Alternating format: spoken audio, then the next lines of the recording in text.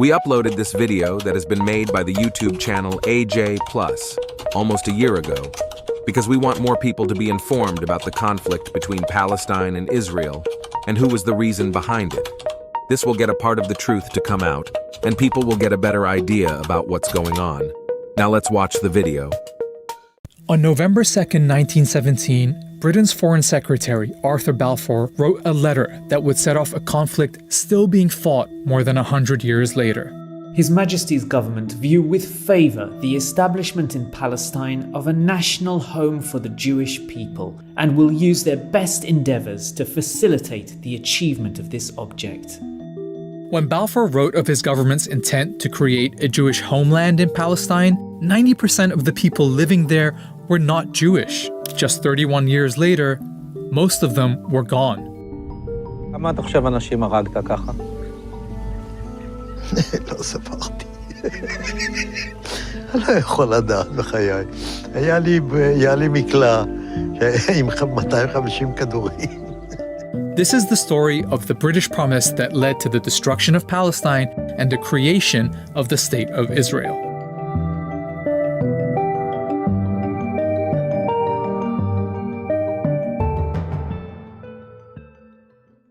Let's start with the obvious question. Why were the British making promises about other people's countries? The short answer: empire is one hell of a drug. This was World War I, and the British were making lots of promises. In addition to promising a Jewish homeland in Palestine, they promised Arab leaders independence if they rose up against Britain's enemy, the Ottoman Empire. The Arabs did. Hollywood even made a movie about it. Arabia's for the Arabs now. That's what I've told them anyway. That's what they think. That's why they're fighting. Oh, surely.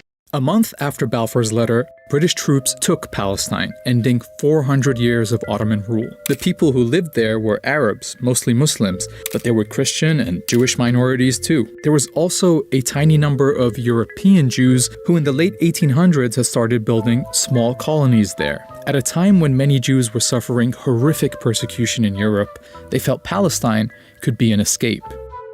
The idea of building up a Jewish presence in Palestine became known as Zionism, but it stayed a fringe movement among European Jews. Many of them felt they shouldn't have to leave their countries to avoid persecution. But Zionism as a political movement took a big step forward with an Austrian man called Theodor Herzl. And this guy is a very important name in this story. In 1896, he published Der Judenstaat, or in English, the Jewish State. In it, he said the only way for Jews to avoid Europe's anti-Semitism was not just to leave, but to have their own country. And Herzl didn't just write. The next year, he organized a conference in Basel, Switzerland, the first Zionist Congress. The attendees agreed on a program which sought, among other things, to establish a Jewish homeland in Palestine and promote Jewish settlement in Palestine.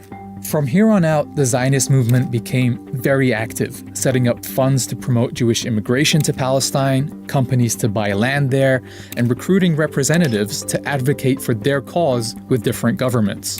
A few days after the conference, Herzl wrote this in his diary. At Basel, I founded the Jewish state.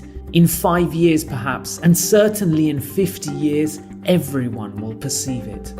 He was only off by 1 year.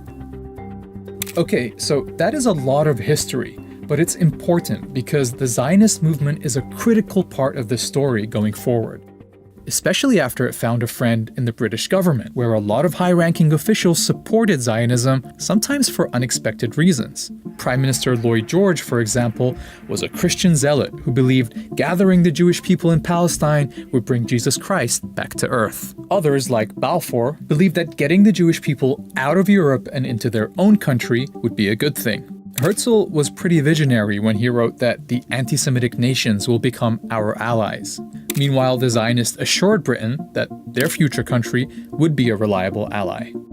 So that's the backstory of how European anti-Semitism, Zionism, and British imperialism all led to the Balfour Declaration, this British promise to build a homeland for Jews in Palestine. Now we're going to look at how Britain did that. World War I had been a conflict between rival empires, and the winners set up the League of Nations to distribute the losing side's territories between them. They called it the Mandate System, putting territories once controlled by the Ottoman and German empires under the, quote, tutelage of advanced nations until they became independent. Britain was given the mandate over Palestine, but the Palestinian people were never asked what they wanted or what independence would look like to them. Listen to what Balfour wrote to one of his colleagues. For in Palestine, we do not propose even to go through the form of consulting the wishes of the present inhabitants of the country.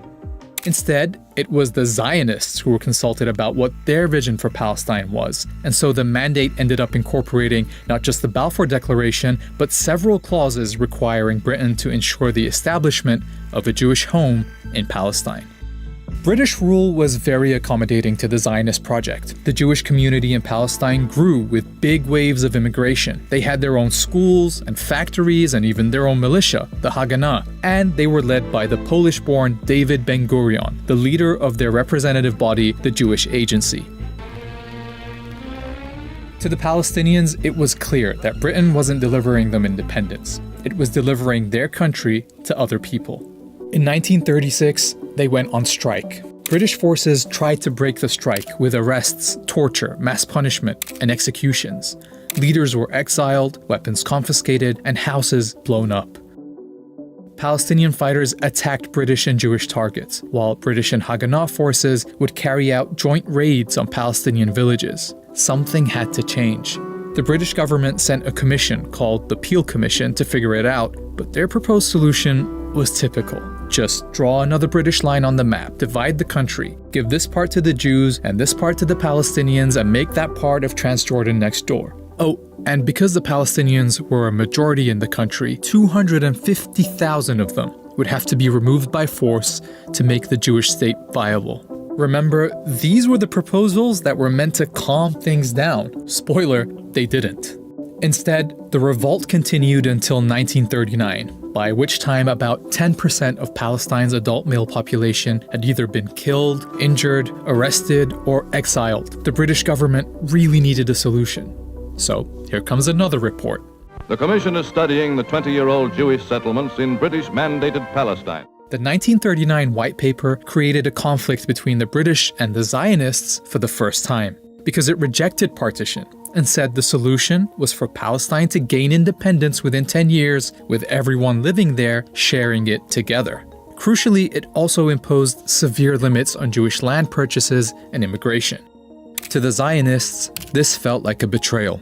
In response, some set off bombs across the country, killing dozens of Palestinians.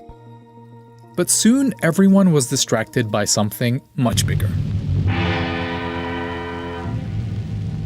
More than 60 million people were killed in World War II, including 6 million Jews murdered in Nazi death camps. Jewish survivors fled Europe, with a large number of them trying to find safety in Palestine despite the British limit on Jewish immigration. This set off a more direct confrontation between the Zionists and the British, with Palestinians often targeted as well. The Zionists knew two things. Militarily, they were stronger than the Palestinians, and Britain was exhausted by World War II, so it wouldn't have the stomach to keep fighting in Palestine. They were right. In 1947, after 30 years of occupation, Britain announced it was quitting Palestine and asked the newly formed United Nations to clean up its mess. Alright, 1947 and 1948 are the most pivotal years in this story, so let's take a look at how things are lining up. During British rule, Jews had gone from 10% to 30% of the population, and owned about 6% of the land. Under Ben-Gurion's leadership, the Jewish Agency was pretty much functioning as a government for the Jewish community. And the Zionist militias had tens of thousands of soldiers, modern weapons, and officers who'd already fought in World War II. On the other side, the Palestinians hadn't been allowed to develop their own administration or military. But as they waited for the UN's solution, they were still the majority all over the country. In November 1947, the UN, then only made up of a fraction of the world's countries, voted to partition Palestine. This plan marked off 55% of the country for a Jewish state, but the UN never explained how it could be a Jewish state when half the people in its territory were Palestinian.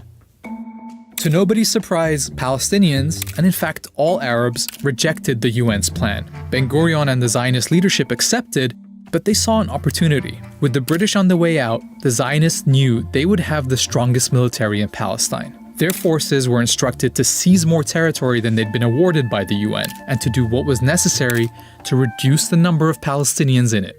In cities like Haifa, the militia set off car bombs in Palestinian neighborhoods. They attacked villages and forced residents out. Haganah troops have driven the Arabs out of the beleaguered city, taking many prisoners. After inspecting parts of western Jerusalem that had been emptied of Palestinians, Ben-Gurion said, "In many Arab neighborhoods in the West, you do not see even one Arab. If we persist, it is quite possible that in the next 6 or 8 months there will be considerable changes in the country, and to our advantage." One of the events that helped speed up these changes took place on April 9th, 1948, when the village of Deir Yassin was attacked.